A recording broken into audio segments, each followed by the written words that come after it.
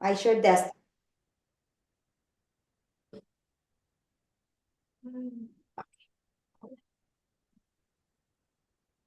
This is my presentation. All right, guys. So, like I say again, I'm happy to be back. Vincent Lee, thank you for volunteering me to be here today. I was telling the guys here before you came here that while I was there, I received a few offers, and I was like, I definitely need to do this training. I think we have to really learn how to effectively, professionally, efficiently present an offer that will get it accepted.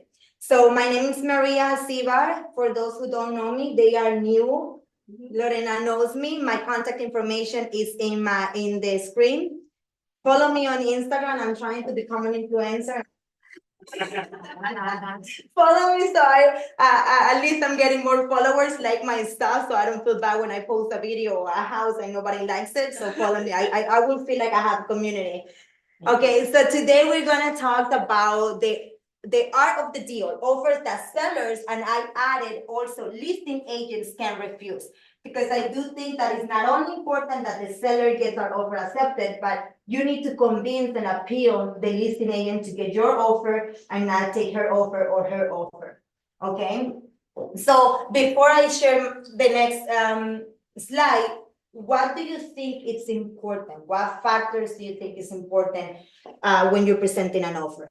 What do you think will make the agent get your offer accepted? Proper paperwork. That is organized. Proper paperwork? Good. What do you think? Like organize all the in a PDF, like the offer, the proof of income and all that. Okay, so proper paperwork organized. Send a good email, like a cover email, I think is important. I have seen agents do send offers text, via text or. Yes, you guys took my training before. Okay, so like a proper presentation, right? Because you have received text, an offer in a text. I have received an offer in a subject line. That's what I have received before. Lorena, you were going to I say was thinking clear understanding, clear understanding. What do you mean by that? by make easy to understand. Easy to understand. When you open the email, you read and you understand without having to pull, what does this mean? Okay, like a breakdown, Yeah. and you're not lost on what is this. Exactly. Oh my God, you guys are so amazing. I just, like I said, good luck. You want to say something? Yeah, the earnest money deposit The as earnest, well. Yeah. great. If someone is putting an offer, same offer, but he has less earnest money deposit, then the other offer will be the offer that has more earnest money deposit that will be considered good. Yeah, Yeah. I agree with that. I do think it affects. Anna, how are you? Have a seat anywhere you want.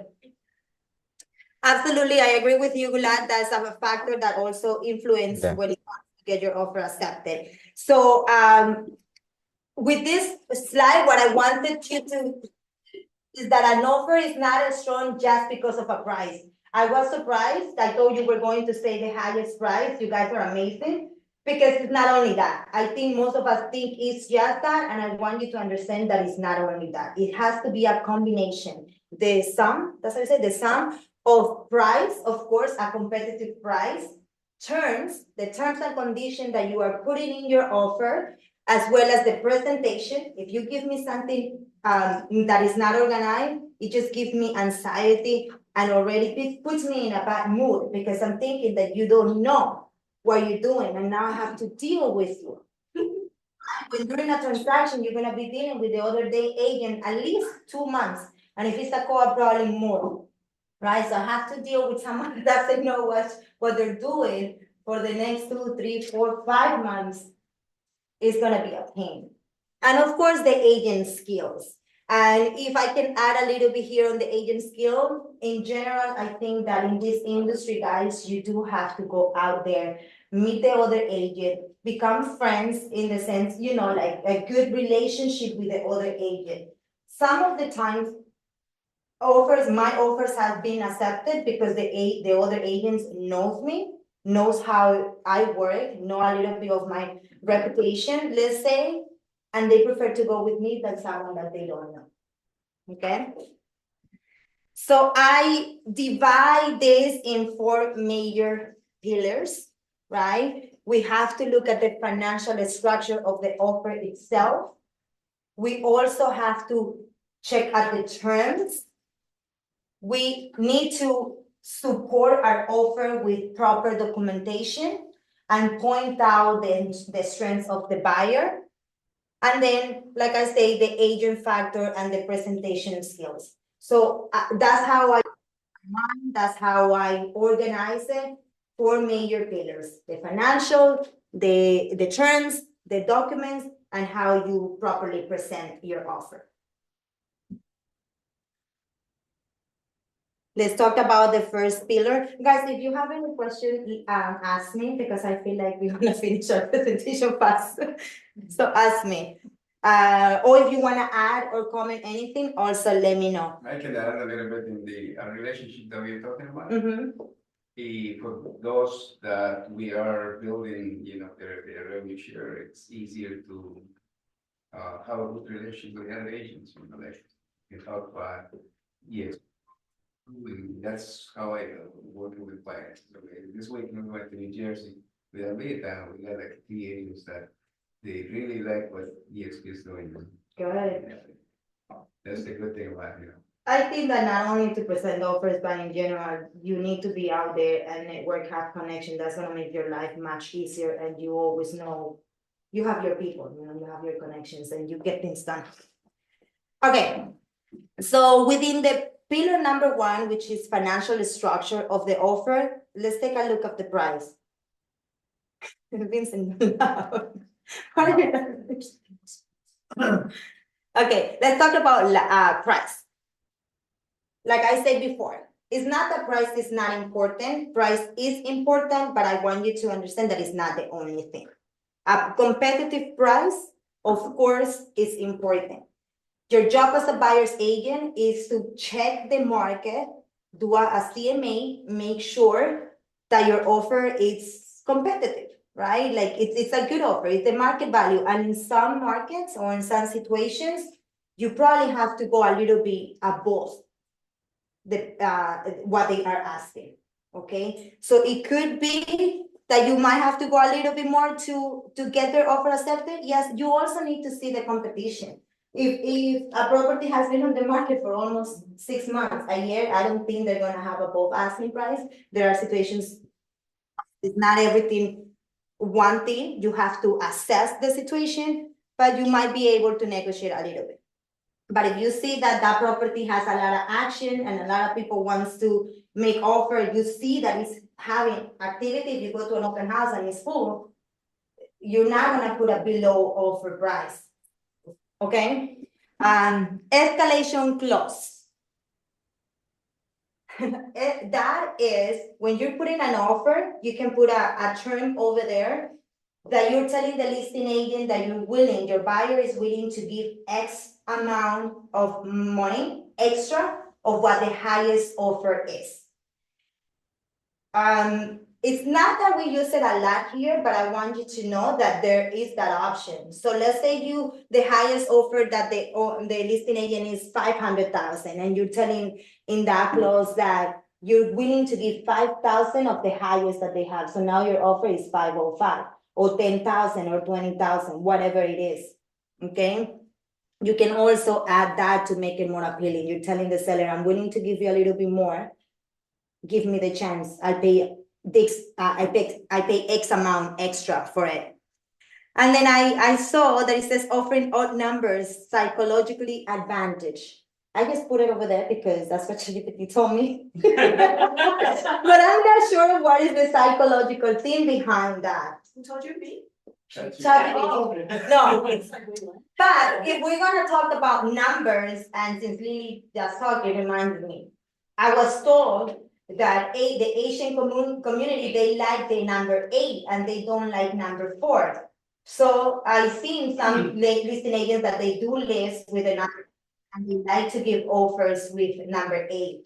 Right. So the psychological advantage of giving an odd number just makes the other party think that you put some thought behind the number. So it's kind of like, let me make an offer of 800. Now I increase my offer to 850. Now I increase my offer to 900. You get it? So they're expecting you to do that 50,000 increment. And then you're all, at the end, you're like, all right, listen, 903s, you know, and that's it. It makes them think that this is really your upper limit. So that's it. That's it. Good lad, you have a question? Yeah, you don't know that. Yeah, what if the seller's agent say, I got this offer, but what if they don't have that offer and they just still say that? Can I verify that? What I know I can't verify that. They can't show me the offer they got, right? So you're talking for the escalation clause? Yeah, I guess that was you were talking about, like, Yeah.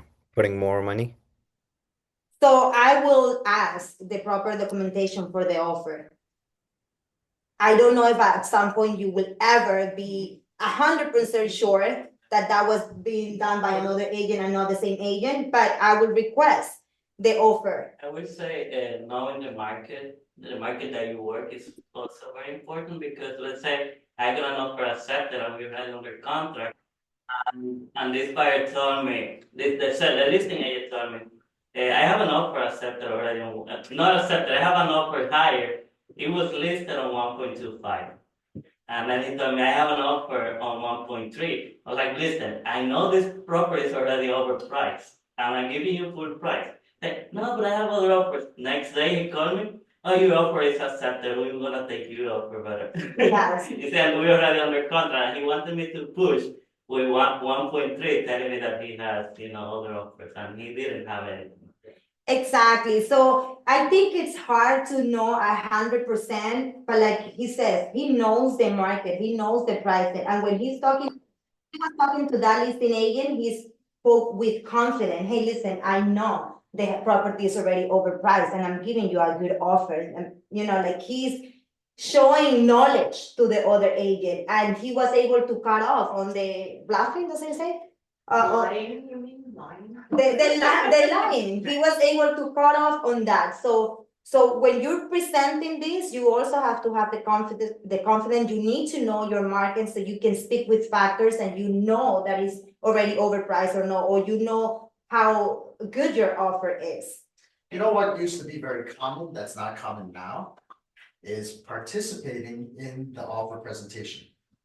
You still have that, Louis? Does it ever happen? Every single listing that I take, I have my sellers sign a form that says that they do not wish to participate in any in-person or conference call offer presentations. We do that too.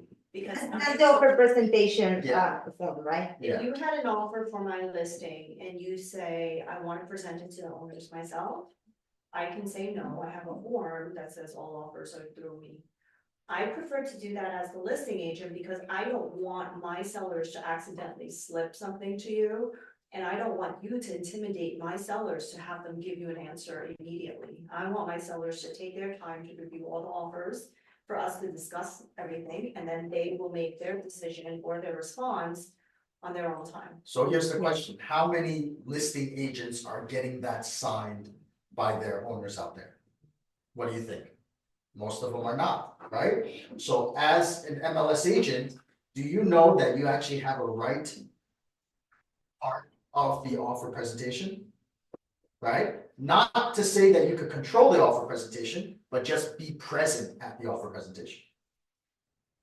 Right? That's still an MLS rule. And if you really wanted to present your offer, like Gulab's like, how do I know my offer is being presented? You could be a part of that offer presentation. So it depends which side are you playing, right? Because as the listing agent, I will make sure I have that form signed, so that way I'm in the middle. I don't let anything filter, because like Lily said, it is true. Sometimes these sellers are so emotional, or they just want to accept any offer because they want to get it sold, and they might not be logical when it comes to acceptance. So that's what I want to be involved. I want to be in the middle. But if you are the buyer's agent, like Vincent is saying, you have the right, as per the MLS rule, to be part of presenting that offer. So if you see that the agent is not presenting or you have this suspicion that something is off there, and you could, but what would you do? Call. You still have an offer acknowledgement form, guys, also, in the event that I say to Maria, no offer presentations, no in-person offer presentations or conference calls. She still has a right to send over an offer acknowledgement form, which are where the owner signs that they are not accepting or rejecting your offer, but they acknowledge that That it it was was, that it was presented. That's the offer acknowledgement form, you can find it on the Correct. I library. wanna add something else, you as the listing agent, if you are a listing agent, you're actually not allowed to disclose what the other offers you have without the owner's permission. You're also not allowed to disclose how many offers you have. You're not allowed to disclose any terms of your offer without the owner's permission. However, a lot of agents don't know that. So if I'm working with a buyer, I'm gonna go show the property and I'm gonna ask questions to the listing agent and hope that they slip, right? So I might say, how urgent is your sellers looking to close? Or what's your seller's timeframe like? I wanna know their urgency. I wanna know what's important to them. I might, nonchalantly say to me, oh, do you have a lot of interest? Are you getting a lot of activity? How's the market for you? Just to gauge, whether or not it's competitive or not competitive. And I may ask her if I feel that she's gonna disclose it to me, cause I'm working for my buyer. Do you have any offers yet? Or are they close to asking? Are they cash? Agents are always asking me that. I'm like, I'm sorry, I can't disclose that to you. But Yes, and the you answer should is like, know- I'm sorry, I can't disclose that to you. But there are agents that will lie, to try to drive the price up. You can't stop that, but you should know you should know your ability to also try to get information if you were working the buyer side, and you should know what you should keep. Yes, that, everything that Lily just said, very important, and that could be included in the agent skill portion of it. Like Okay. for me, it works a lot. Like I do call the agents later after, before submitting the offer, like especially because when you work in Queens, a lot of, for example, my clients, they always want to submit offer below asking price, never higher, always below. So I call the agents and tell them, hey, listen, as Lily say, a lot of them maybe don't know, I know they cannot do this, but they do it. And I call them like, listen, my client wants to give you this number, and they're like, you know what, just bring it up to this number and I can try to make it accepted. Yes. So it always worked for me, like 80% of the time it worked. And I don't send the same number just, to make it a little different, so I go a little high. But for example, I'm doing another inspection on Friday, if everything goes okay. And it was listed at 1.35. And I called the agent, my client is sending at 1.2, you think it will be okay? Like, it's a little low, but if you bring me to at least 1.26, I can try to make it happen. So I said 1.25, and it got accepted with an inspection. It's another property that I. So that listing agent just jeopardized the owner. Yeah. $100,000, like $100,000 less now, so it worked for me. You need to take this seriously. You're representing your seller. But this agent, I have experienced the same thing as you. Most of these agents, they are so nervous and they just want to get a deal done. They don't care about the assets or how much the owner is gonna make. They just care about closing these transactions so they can move on to the next. Right. Their interest goes before the buyers and the sellers, the client. I think also sometimes in those properties are way price up, so there's no action going on. In the agent, like you said, it's getting nervous, because there's nothing happening, it's too much time in the market.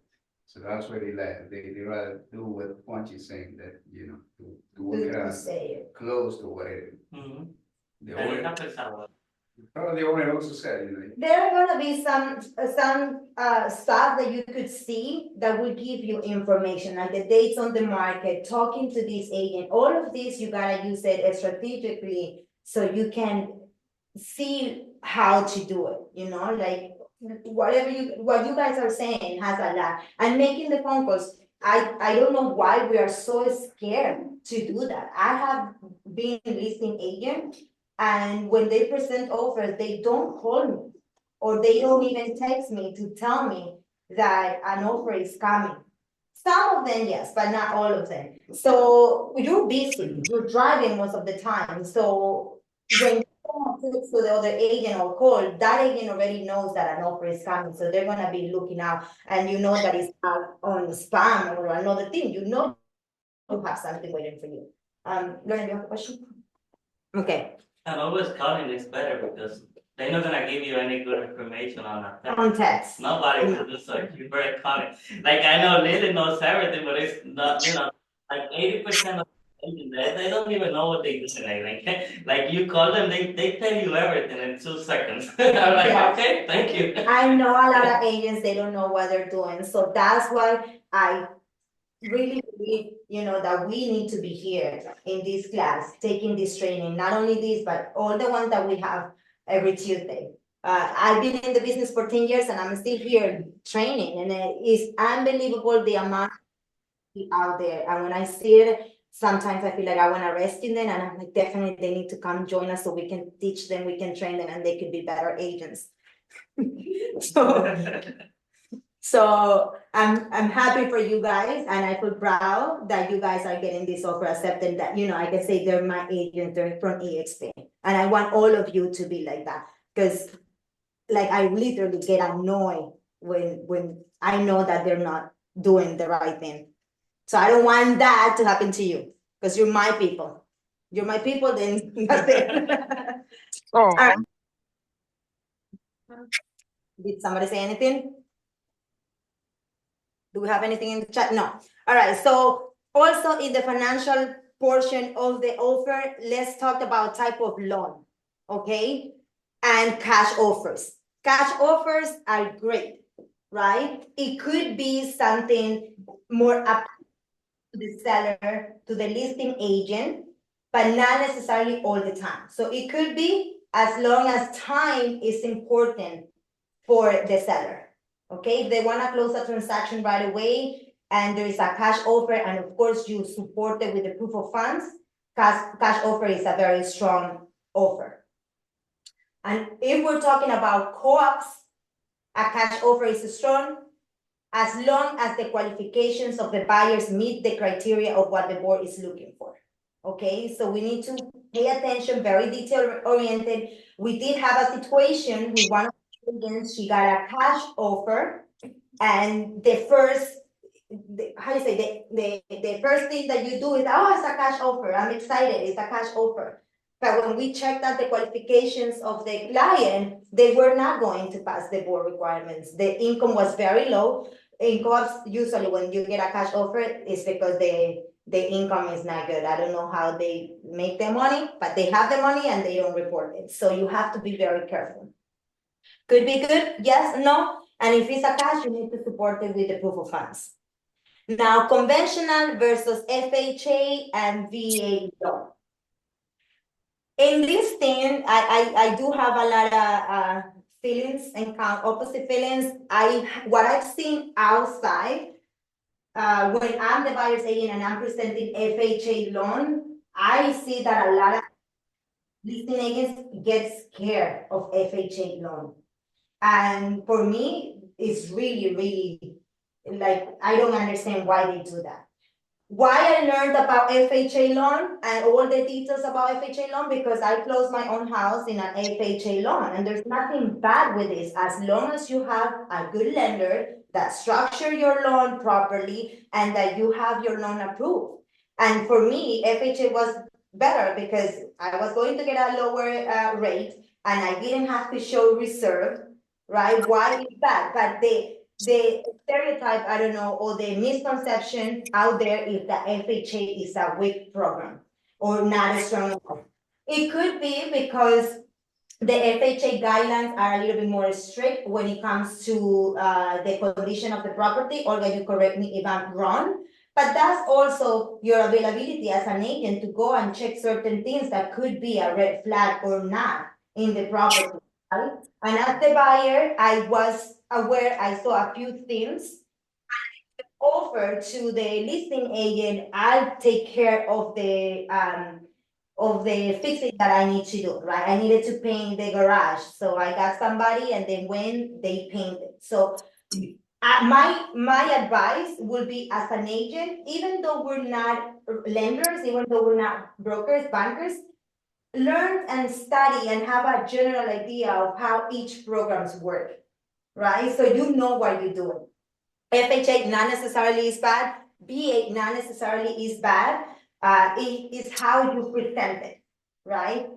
BA normally is 100% financing, but the way that I have been able to get my BA offers accepted is still giving down payment at front. So that way I'm showing the listing agent, hey, my buyer is serious and they have some skin on the game. So if some, don't worry. Usually why they worry, because since it's 100% financing, they can walk out of the deal. They don't have anything at the deposit, so they don't have scared of losing that money, right? They're not scared of losing that money. So I do give some deposit money to get my BA offer accepted.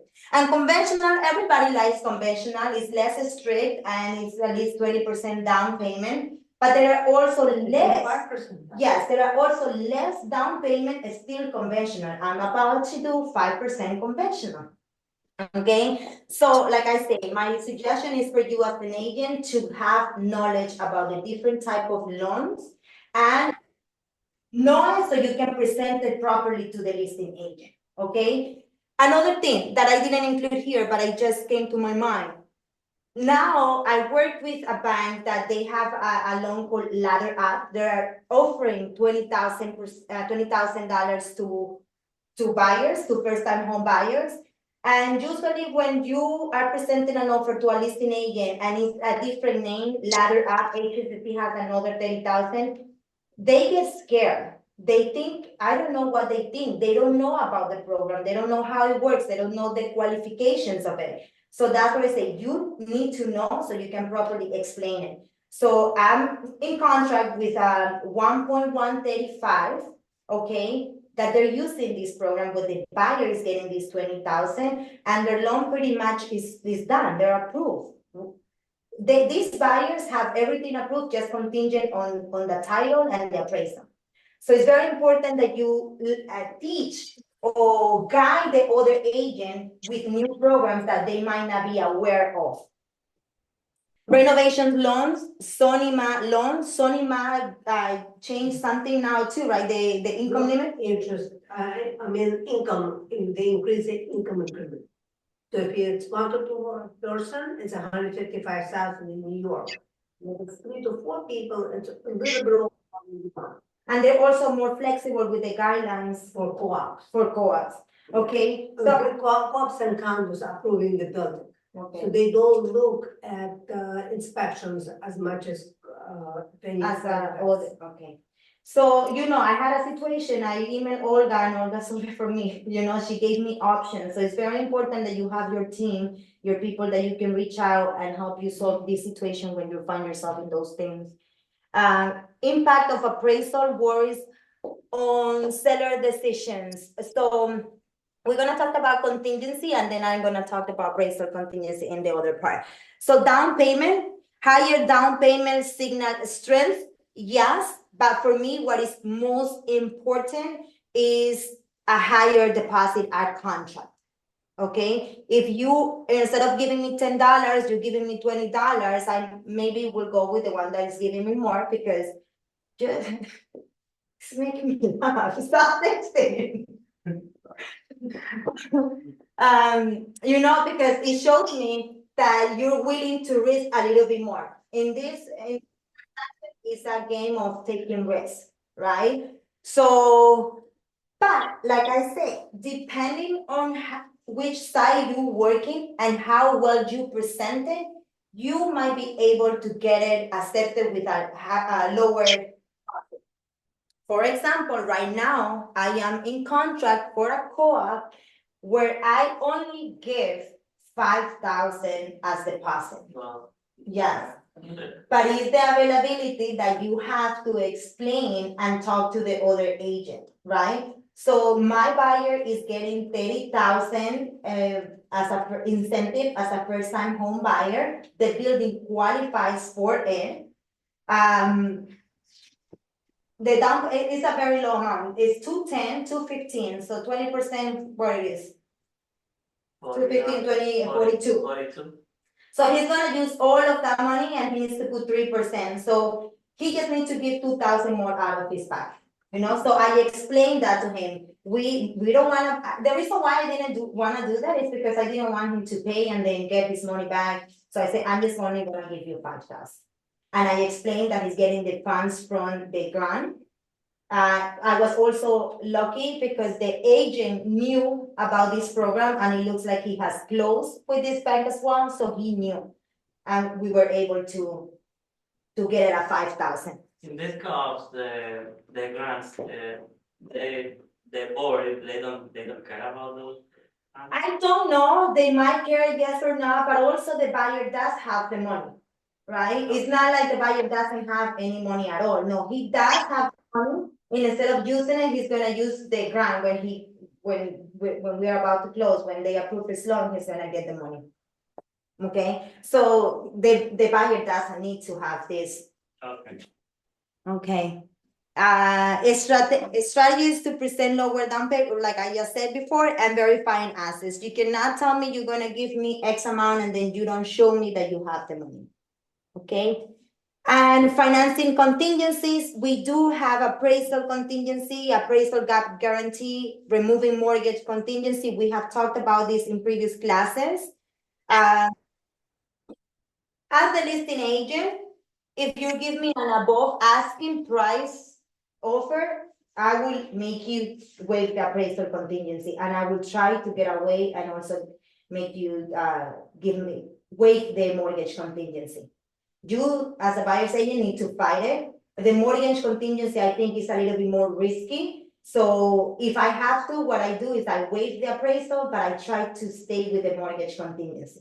The appraisal refers only to the value of the property. The mortgage contingency refers to the entire process. So it could be for any reason that the buyer is no longer eligible to get the mortgage, they can back out of the deal and get their down payment back.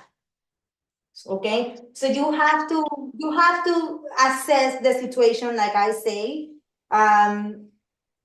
You also need to do the CMA, you need to know the market and see if you could do that, you can waive the appraisal. If not, then maybe not risk it. Or you could do it and then have the mortgage contingency so you can do Make something sure you later on. explain it properly to the buyers too. You're not waiving an actual appraisal. You're just waiving the contingency that it's dependent on the value of the appraisal. Meaning that if you're gonna bid a property up to that price, you need to honor that price, right? You can't renegotiate it if the appraisal falls short. But appraisal you're- contingency and mortgage contingency, Are two different things. two different things. Yes, so with an appraisal contingency, when you waive it, you're basically saying that even if appraisal falls short, you're gonna proceed by putting more down payment to bridge the gap. Yes, that's the appraisal gap guarantee. You want to say something else? No, if I'm working with the buyer, I'll explain to them, you're waiving your appraisal contingency, but if the bank's gonna deny you, you still have a way out. Right, so they don't get too scared. I always say it depends which court do you play. If you're listing agent, you need to make sure you protect your seller. If you're the buyer's agent, you need to make sure you have something to protect your buyer later on. Working with a strong lender, very, very, very important. In fact, this has been key for me getting accepting offers. Having a learning called the listing agent, when I'm presenting the offers, look, I CC the lender on the email. And as soon as they get the email, the lender calls the buyer, the lender calls the listing agent, and they explain these things. I, in fact, got my offer accepted because the listing agent knew the lender and he started talking to me. We just reached out to the lender and then it was easy. The lender knows what they're talking about. So when they're talking to experienced agent, listing agent, they know for the things that they're asking. So that has removed a lot of my work, a lot of my responsibility, and I have used the help of the lender to get me secure a deal. we recommended to include it in the email or have them call the listing agent. The second pillar, clean, seller-friendly terms. Make closing timeline. Make those phone calls to the listing agent. Become friendly and try to get information. What is important for the seller? Is time important for the seller? So if time is important and close right away, so you're gonna take that approach. Listen, the buyer files is already ready. They are just waiting on finding the property, getting the appraisal done, clean title, we're ready, like their loan is approved. It's just a matter of finding the right home, and this is the right home.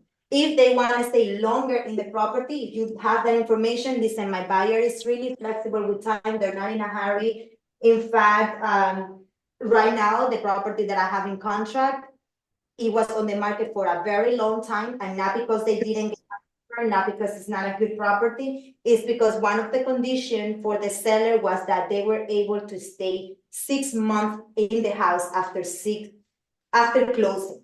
So that's a very long time, but my buyers really love the property. They don't have that hurry getting out of whatever they. Así que, Tengo el carro allá afuera. el negro que está ahí. No, el azulito que está ahí. Ok, dame 2 segundos. Okay, so time was important, and we were able to secure this house by offering them to stay those 6 months. Of course, there are arrangements after that. There's some type of payments that is going to be involved, and we were able to work it out in the middle point, that it worked for the buyer and it worked for the seller.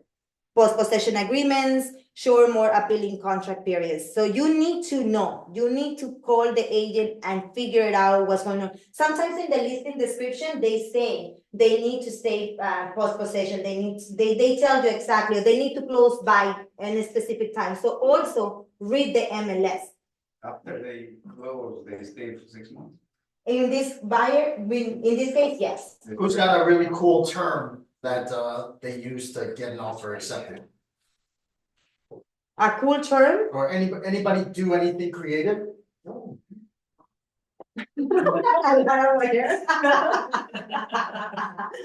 Wanna hear you. See, Lily's taking a picture of the back of my head and showing me my white hairs. He needs to know. Nothing you can do there. Nothing you can do. Anyway, Okay, guys, focus. I was saying, who has A like cool term. very interesting terms that you either got your buyer to agree with, your. I just got this accepted yesterday where the owner wanted to stay till June. And I made sure that the buyer and the buyer's agent knew that ahead of time. But then we decided that we're gonna close early and let them stay an extra, like let the owner stay 2 months. However, based on their breakdown, the buyers were gonna pay, I think, close to $8,000 per month with mortgage, insurance. There's like a million tax. something. But I was able to negotiate for the owners to stay 2 months at only $4,000 per month. You were working with the buyer or the seller? The same, yeah. No. I had a, So if a buyer loves it enough, they're willing to do it, but it doesn't hurt to try, you know? Yeah. I have an interesting one where the buyer agreed to take the tenant, which is a relative of the seller, and kick them out, right? Deal with it, but the other interesting term was the buyer, the buyer agreed to let the seller store items in the house for 6 months. But in reality, what they agreed to was the buyer was gonna move all the items into a storage and pay the storage for 6 months, so he could start on the renovation. And for example, sometimes the house are full of a lot of things, you know, like full of stuff. It's a big task, you know, it's expensive and time consuming, so you can even offer to have all of the items removed. Or for example, for estates situations, the person passed away, the people that are selling probably don't live there, so it's easier for them, hey, listen, don't worry, I make sure I remove this thing, so I get that out of your shoulder. So again, I would say overall, what you need to do is assess the situation, take a look at all of these things, all of these factors, and see what makes a difference or what it's important to the agent and to the seller. The example that Lily Vincent gave, I'm gonna skip to additional terms that matters, we can include those there. Attorney selection, I put it there because for me, it's important. I have a very, very bad experience with union attorneys. There are general attorneys, they're not real estate attorneys, and it has made my life miserable. So consider that too. They like to see someone local, they like to see someone that is a real estate attorney. So, but you guys working with real estate attorney. Same thing with lenders. So make sure you know, sometimes they go with your offer because they know the lender. Maria, what Vincent was saying about the cool thing that I think I get accepted offers all the time, because I work with a lot of bikes, is the fact that I talk to them about it, I work with a professional team. And first thing I tell them, listen, if you accept an offer, we can do an inspection right away. My inspector. It's inspection ready here. right away. And then I go to, also I write, and I send our attorney information in the bottom of the offer. Says, you can start sending the contract there, Time is important. Sometimes we're running out of time. Sometimes they do have a deadline that you have to submit your offer. So you need to have your team ready. You need to have the package ready, and we're ready to go. Don't wait, because if you wait, it might be too late. So with that, I also wanted to include pre-inspections. We went to a training, I think it was in the New Jersey Mastermind that we were a few weeks ago. One of the agents, I believe, they say that they go with the inspector or someone that they know when they're seeing the house, they already know, go with the inspector to check on the main few things. Most of the houses here are being sold as is, okay? So you get to tell them, fix this house and give me a brand new house. So what has been working a lot with me is that most of my clientele, Ecuadorian clientele looking for houses, they work in construction.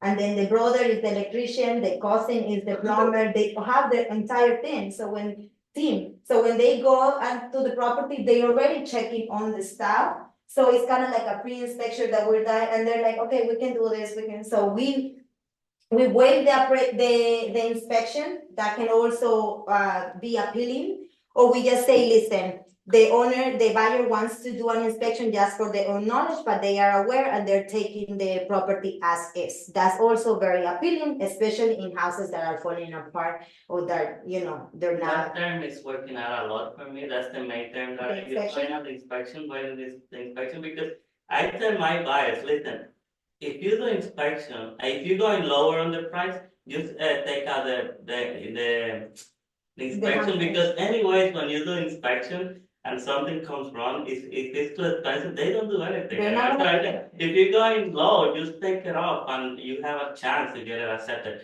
And it has been working, because the only thing they want to fix, if it comes on their price, maybe a light, maybe the bulb, the electric box, something like that, but they don't want to do anything else. And they're not gonna fix the roof or the boiler. They're gonna. As the listing agent, the first thing I state is as is. That's it. I'm covered and we're not gonna do anything. So what I do, I avoid the inspection, because then that way I can get the offer accepted. You could do that, or sometimes, like I say, to give peace of mind to the buyer, just do it, but. No, I do it, we do it, but we don't request anything. I just for knowledge, that's what I do. Yes, here in the additional terms, I think I try to minimize the amount of requests that you're doing, especially if you are competing for this house. If you start asking a lot of things, I'm gonna skip you and I'm gonna go to the next one. My house, I did it without inspection, and then I found out I had termites. But anyways, when I was buying it, the line was around the corner and I wanted this house. I don't regret at all, because I can't find anything at that price anymore. Okay, so what else? Assess the option to include or not include the buyer's agent commission. This is a very important one, because it's the new thing going on right now. I find out that the agents are being open to include it in the price. So I always try and I submit my offer including my commission. But I have the security already with the buyer that in case they don't want to, they are going to pay separate, okay? Try to get away with that, but wait my buyer's agent commission too because of the pricing. We were getting a good deal. There's other properties. Let's get this offer like this and you pay me my commission separate. So assess the situation and see if you can get away with it or not. Can you talk a little more about that? Because Mhm. most of my deals are going in the. Yes. So by default, when I'm presenting my offer is 500,000, includes my 3% commission. That's how I go. And they counter me, they say yes, they say no, they give me a percentage, but I have already had the conversation with the buyer, so they are aware that they have to come up with some money in the event that they don't give me. So if the seller says, no, we're not paying you commission, you go. What I do in that situation, I adjust the offer and I give a different offer, right? Most of the time I will go lower, I lower the offer, but if I really want this house, because guys, there's no more two-family house that is not 850, everything is 900, close to 1,000,000, so. If I don't wanna lose this house and you're not gonna give me anything, I'm not going to, and you have other offers, I'm not going to reduce the price, I'm just going to give you that and get my commission from the buyer. If So the you buyer need to says see- yes. Yeah, the buyer says yes, but when I sign the listing agreement, the buyer's agreement with them, they already have said yes, and I put it in their mind that they might have to come out of pocket with a portion of it. Okay, I say I will try my best to get it from the already included in the price, but if not, you will have to be responsible for the difference. So assess the situation. If there's a lot of competition and you reduce the price, if you have something if they have something better, they're gonna go with us. So get your full commission from the buyer. I did it in a very small deal. It was a studio and they were not offering anything, but the buyer fell in love with this and it was like 6,000 only in commission. So she's Maria, I pay you whatever. I should have saved 10,000 instead of Can I give my 3%. response as a listing agent? Say that again? Can I give you my Yes. response as a listing agent? When my seller says, no, I don't wanna pay a buyer's agent, not at this offer, I would ask them to reconsider and say, why don't we counter with two options, right? We can counter because I don't wanna just dismiss this offer, the buyer is strong. So why don't we counter at a price and let's only consider your net, right? Let's pretend that we're working their commission into your price. What would we counter then? Right? So give them two options. Just say, I'll include your 3% if you can get your buyers to this price. If you can't get your buyers to this price, then we're not gonna pay you any commission. Or if you get your buyers to this price, then we'll pay you 2% commission. So as the listing agent, I think your job also is to educate the sellers, not to just dismiss an offer because they don't wanna pay compensation, because all they're looking at is their net. It work out the numbers. I always work out the numbers and at the end of the day, what is most important is the net Yeah. for the seller. Because listen, sometimes they have included the 3% but they're giving me full asking. And in fact, the one that we got, it was full asking and I wasn't sure that we were going to go full asking because the property, for me, in my opinion, it was worth less. So for the seller worked out, give them 3% because we're getting a good price. So educate your seller, work out the numbers and just don't dismiss and say no right away. The third pillar is the documentation, okay, and buyer strength. Pre-approval versus pre-qualification. Do you guys know the difference between those? Yeah. Okay, tell me the difference between those two. Pre-qualification is not verified paperwork. And pre-approval has to be with all documents. Yes, exactly. Is that pre-qualification is just very general, maybe over the phone, they ask the information and they and they issue a pre-qualification letter. But sometimes, believe it or not, there are lenders that issue pre-approval letters and nothing has been verified. I was in contract with in a property with this buyer. When they gave me this buyer, they told me it comes with a lender, don't give it to somebody else. We were in contract and then I found out that they were not approved by anything. The credit was not checked, The money wasn't in their account yet. It was a whole mess. And it was my fault because as a buyer's agent, what I did is I just trust the referral without really verifying the buyer's qualification. So learning lesson, all of my clients comes to the office, we sit down, and especially for co-ops, we get all the documents. I create a file, I have their file in my computer. And when I go out to show properties, I'm confident of who I'm working with and how I'm going to represent them. And sometimes these lenders even are giving you letters that are already underwriter approval. That's the DULP findings, is that correct, Olga? Yes. And like, for example, the one that I have in contract that I mentioned before, the loan was already approved. It was just contingent on finding the house, running the title, and doing the appraisal. That means that this buyer has a loan approval contingent on a few conditions only, okay? That is not related to their financials, but to the outside factors as on the house. Proof of funds. Clean, easy to read statements, and also the last 2 bank statements and all the statements from all accounts. Why do I say this? Especially for co-ops. If we're in November already, send me bank statement of November and October. Don't send me bank statement of April or September or June. We laugh, but it's real. Agents send you bank statements from months ago. Like, in my bank account, I had a lot of money in August, then I went on vacation and it's depleted. So anything could happen in those months. And the money that you showed me before, you no longer have it. So it's very important as the buyer's agent that you show what is updated, and as the listing agent also checking for the dates, okay? And when I say all the statements from all accounts, because agents send me into pieces.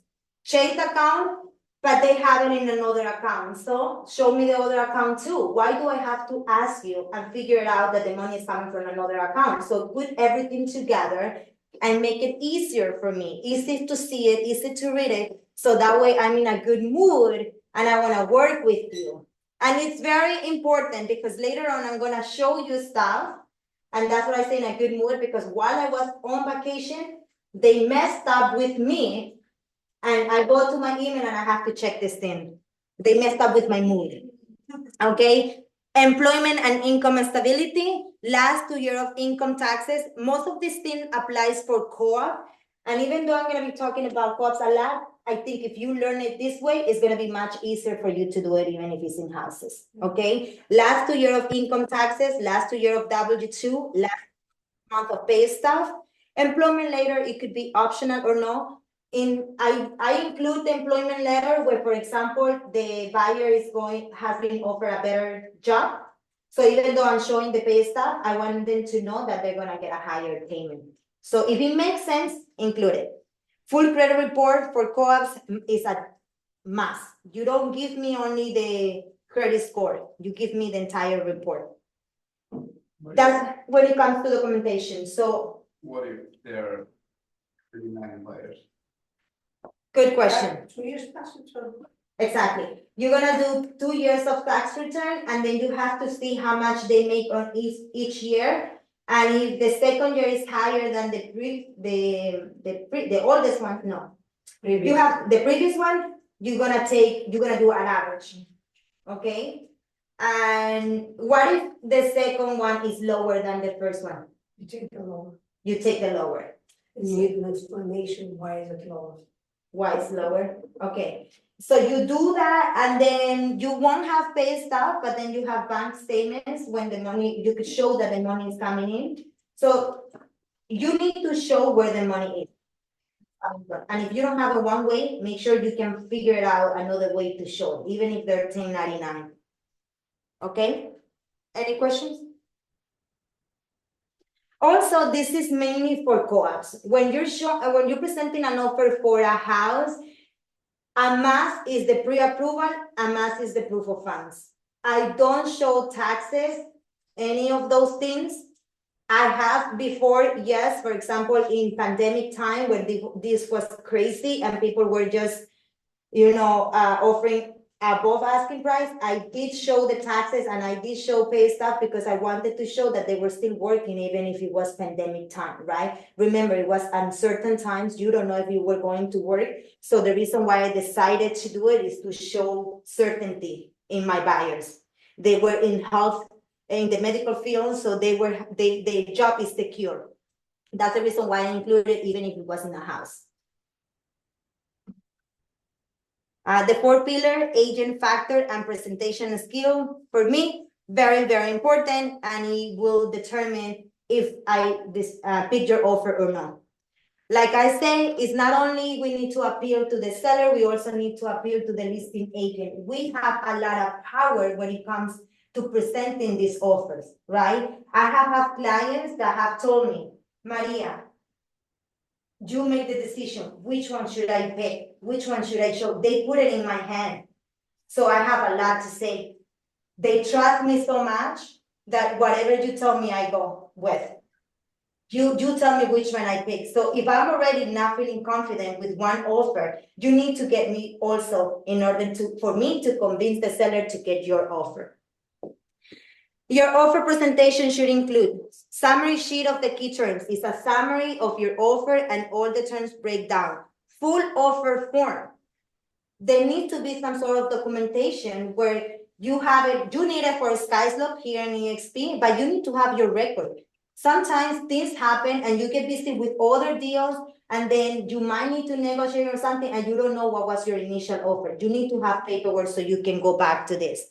Buyer pre-approval, a must, and full documentation. Full documentation, proof of income, proof of funds for houses, and then full credit report for co-ops. ¿Se está durmiendo? Agent to agent communication. Build that rapport before submitting the offer. We have spoke about this before. You call the agent, you get a sense what is important to the seller. Do they have any offer on the table? Yes or no? Try to get as much information as you can. Become friendly with this agent. Make them like you, because then your life is going to be easier and then they will want to work with you. How you present your buyer. Point out the good things about the buyer, right? Explaining the context. Are they first-time home buyer? Yes, no. Avoiding red flags. Don't point out the things. I try to hide some stuff. For example, I know they don't have everything, but I know it's gonna come. So I try to get away with some stuff, but I'm sure that it will be there. So don't point out the good things about the buyer and avoid red flags of the buyer. Professionalism and speed. Timing matters. That's what I say. Have your file ready of your client. Sometimes I have to submit offers in my car. I show the place and then I go to my car and I submit it, but I already have the file ready until the next day. By that time, it might be late. Sometimes I do have a deadline. Submit a complete, clean, well-organized package. Follow up strategically. And have your lender call the listing agent. When I say follow up strategically, like I send a text or I call and I say, hey, Juan, I just wanted to let you know my buyer liked the apartment and I'm going to send you an offer within the next hour. Okay, I already put it in his head. He's going to be looking out for that email. And the email, I say, please confirm receipt. I know they received it. And then I leave like a day or a little bit over 24 hours and I follow up with them. I also want to follow up because everybody is busy and they might have not seen it. So I want to make sure that my offer was accepted. Okay, and here I wanted to give you some examples on some offers that I have received, and I want you to help me analyzing and you tell me what is missing. JD Brook Farms frozen turkey is 49 cents per pound, plus any lower price. So, anyone, you can volunteer or I volunteer you. What was the question? I want you to analyze this offer that I got. What was good? What is missing? What can we adjust?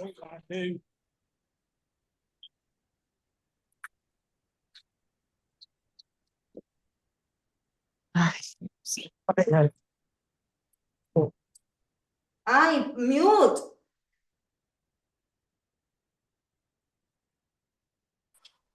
DTI is missing. Good. Mariana got it. And I don't know if she know, well, yes, it's a co-op, right? It's an apartment, and I don't have the DTI there. She maybe forgot, I don't know. It's something that I do regardless. Even if they don't put it in the email, I double check the DTI. Is it important? For a co-op, it's very important. It's a must. We need to know When an what, agent presents an offer to me and they give me 2024 income, 2025 income, 2023 income, credit score, delinquencies, any recurring debt, what is their liquid reserves, what is not their liquid reserves, what's their reserves after closing, what's their DTI, I'm most likely gonna go with that agent because I don't have to do their side of the deal. And I know Yes. that they know what they're doing. So I would break everything down. exactly. So I would say the good thing about this one is that she kind of tried to give me a summary, right? She did give me the offer and a little bit of a breakdown, but it's very important for a co-op. There's no information about the credit, the debt, the reserve, the DTI. All of these things, I double check regardless because I need to double check, that's part of my job, but I already know she's not doing her job, okay? And I wanna share with you,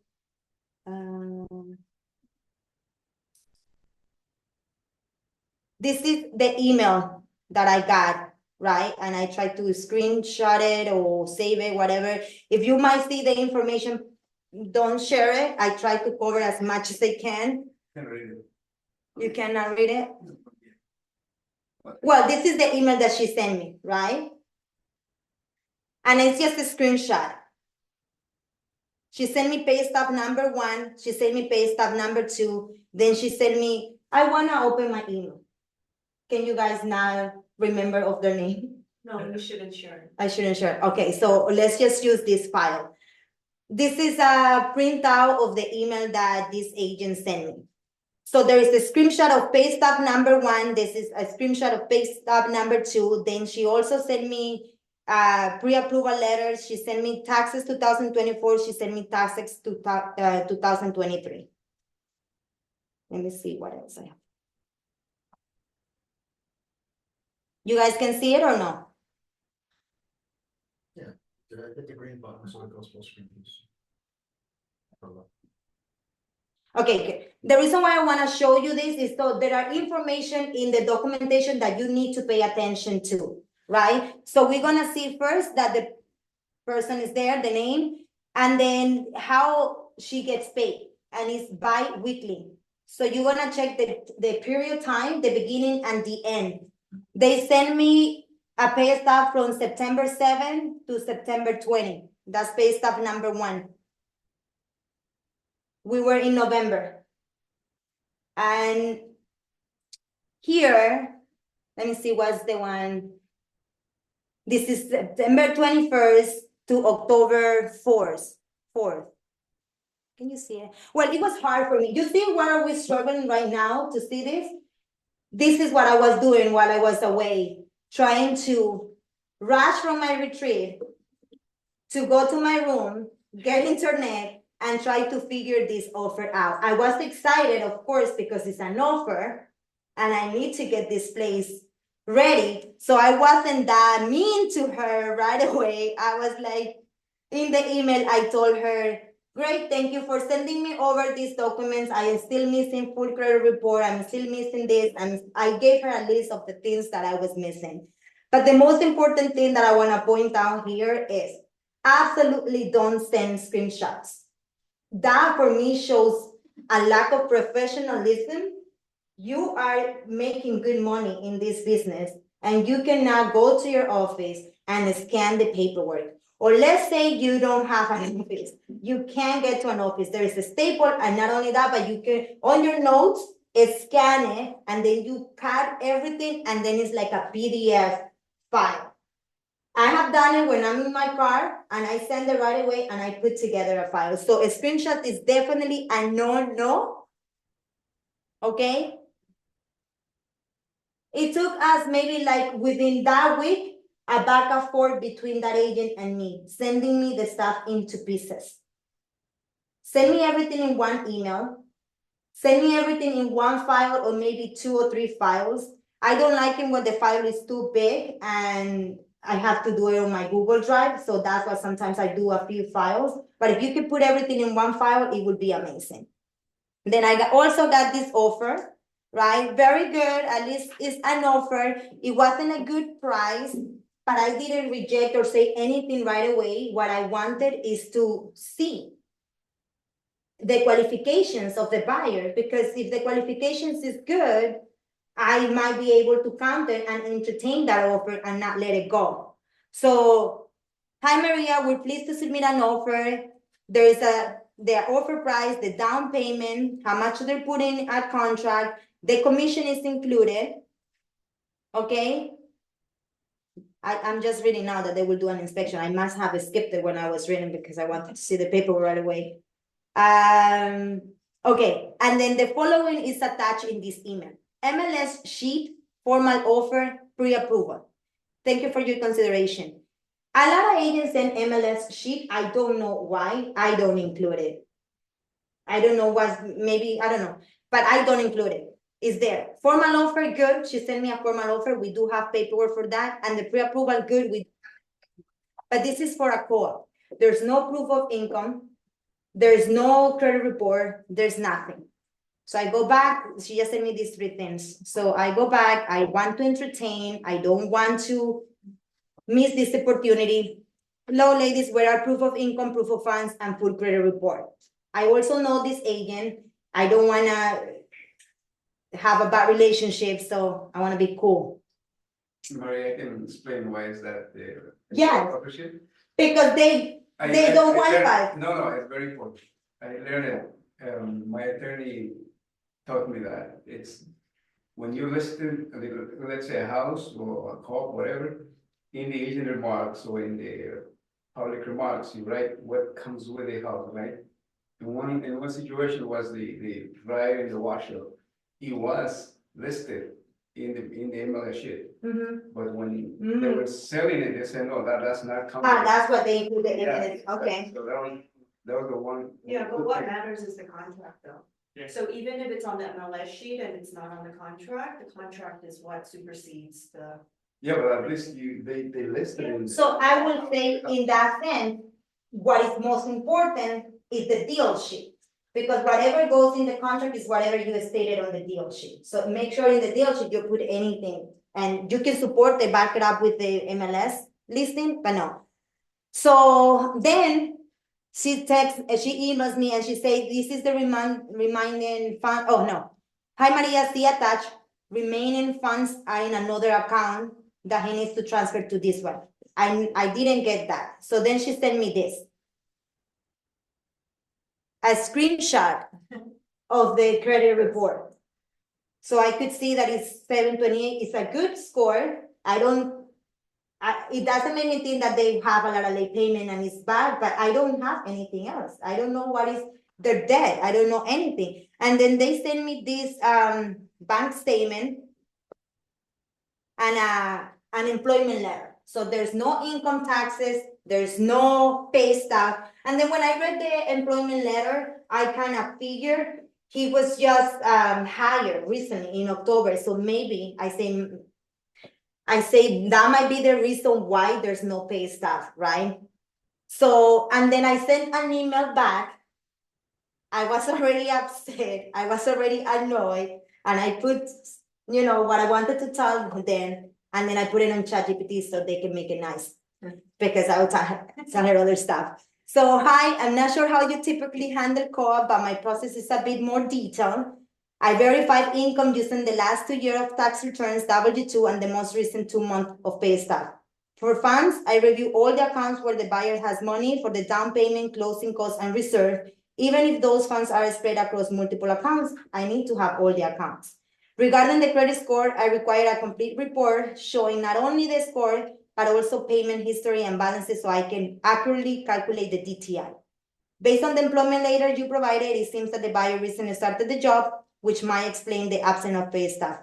That said, we appreciate the offer, however, the buyer does not meet the board's income requirement. As noted in the MLS, the minimum income must equal 4 times the sum.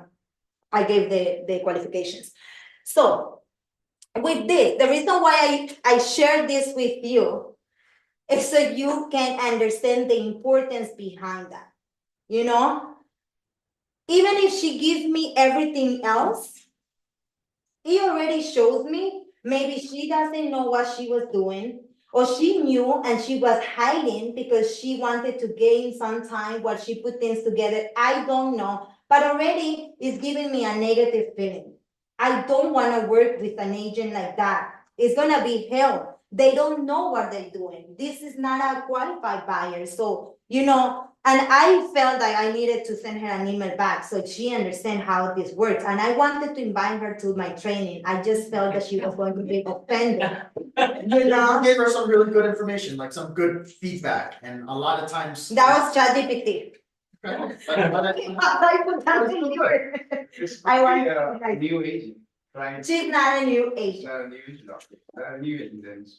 She's not a new agent, and even though you guys are new agents, I don't want you to look like a new agent, okay?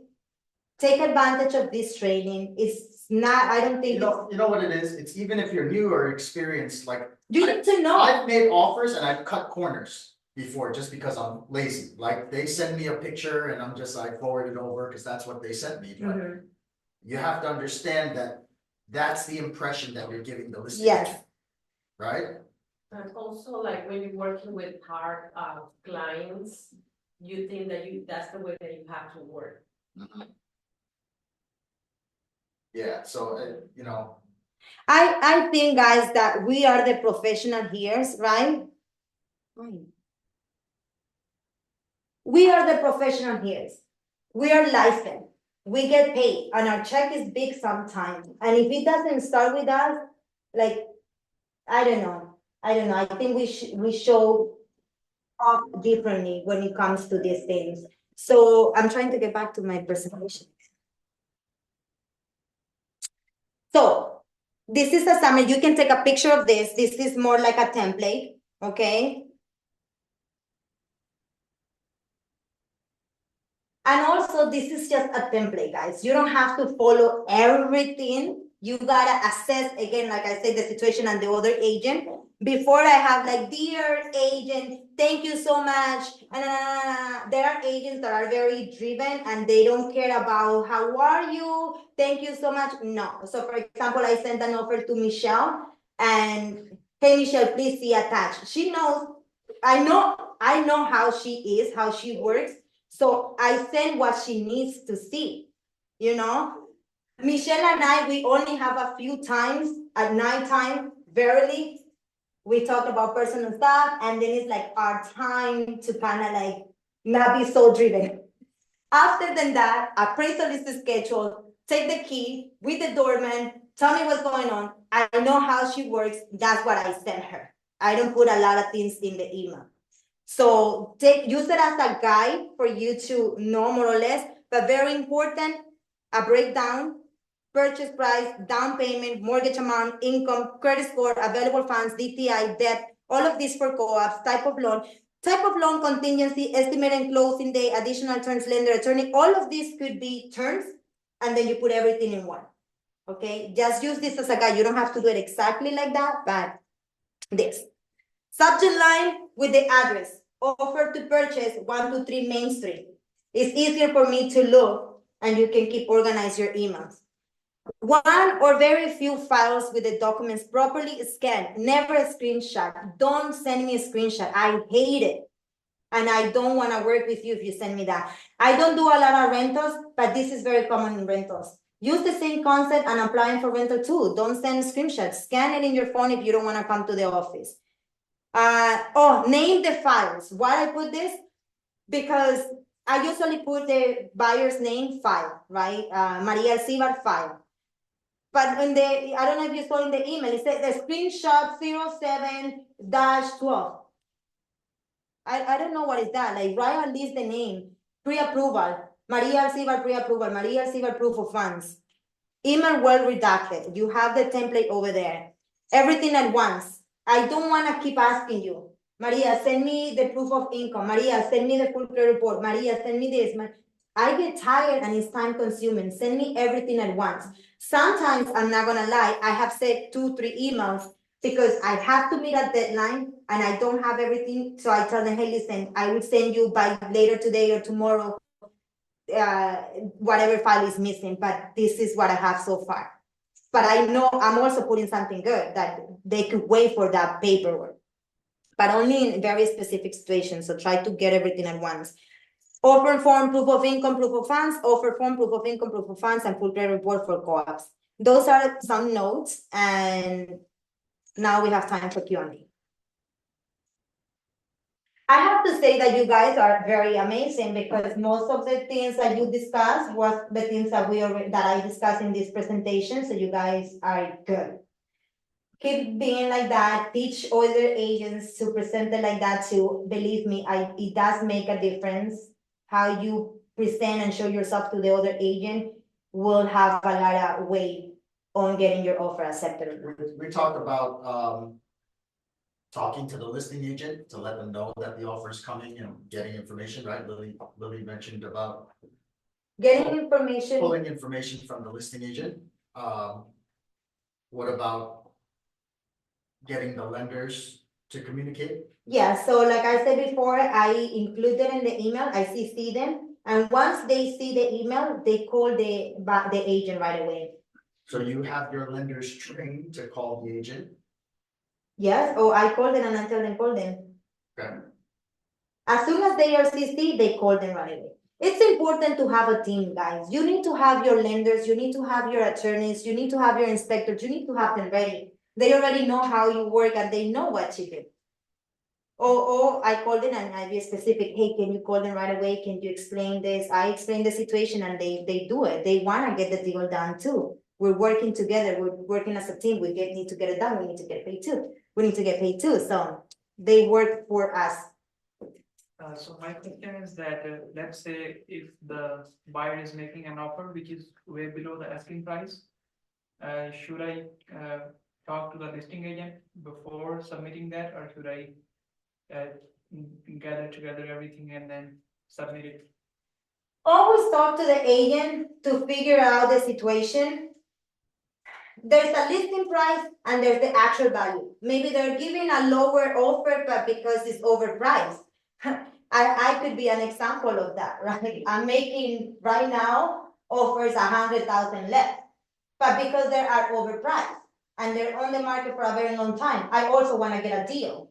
So I'm waiting, and if a deal comes, then a deal comes, it's for me. You know, talk to them. Now, if you check the market and the property is that value and you're giving a very, very low, I would say it might not be worth it, because if you're gonna give 100,000 less, but if it's just 5,000, 10,000, maybe, why not? Talk to the agent and present your offer, but it needs to be realistic. Like, check the market. If it's well below and it doesn't make sense, probably you won't get it accepted. But if you see a chance because it's not too crazy, yeah, you gotta assess. In this situation, you gotta analyze. You gotta pay attention to these details and decide what to do or what not to do. You have to present all offers regardless of how like stupid. You have to get it all registered no matter what. Well, you have to present the offer. But you start and then provide the feedback to the buyers so they make a better offer next time. Yeah, show them the comps. But usually when I submit an offer, I'll give comps to justify my offer, and then I would ask the agent to provide, if there's any additional comps that I've missed, let me know. Cause I wanna know how they came up with their asking price. That works for me, I don't think. We didn't move forward with that house because they had another problem in the basement they didn't tell me about. So we ended up getting another property. It was from another MLS agent, from New York State MLS, something like that. And then he maybe didn't have comps, so with the offer I sent him the comps. And I told him, listen, you can see that any property listed on that price, on that neighborhood, it's been there for like minimum 3 months. Yeah. So I offered him like 120,000 less, and he ended up accepting it because Yeah. he saw the comps. He didn't have it before because he doesn't have our MLS on that neighborhood. So he was like, "Oh, thank you for it." Yeah. He has a different MLS. So Sometimes it helps them go back to the owners, you know, to show the owners why you gave that offer. Yeah, okay. I was checking other stuff. But you were talking about comms? I mean, you could give your own comps if you're representing the buyer. And Well, then, yeah, that's you know, true. And just get it submitted, because it doesn't cost you anything to submit an offer. And then it gets your buyers thinking that they are moving forward with possibly getting the house. Yes. You guys have any other question, comments, suggestions? Everything good? Okay, so before I let you go, don't run. November 25, we have our Thanksgiving potluck, so please register. The link is over here. Let us know what you can share with us, and I'm excited and looking forward to our Thanksgiving to get together. Okay, we also have the gala coming up in December 17th, Leonard's Palazzo, so we're gonna be sending the link so you guys start getting your tickets and getting your Yeah, outfit we ready. sell out every year, but let's get ahead, even though we're late. We've got less than 30 days to be there, all right? To make it all happen. Where is it being held? Leonard's, a great night. That is true. Okay, we'll send you all the invite today. And just make sure you register. We have the ability to go out there and buy tables with a pen if you wanna grab a group and sit together. But let's fill the place up. Should be a good time. Yes, we're also still looking for sponsors, so if you have any of your vendors that you do a lot of deals with and they want to support us, let us know. We're still taking applications.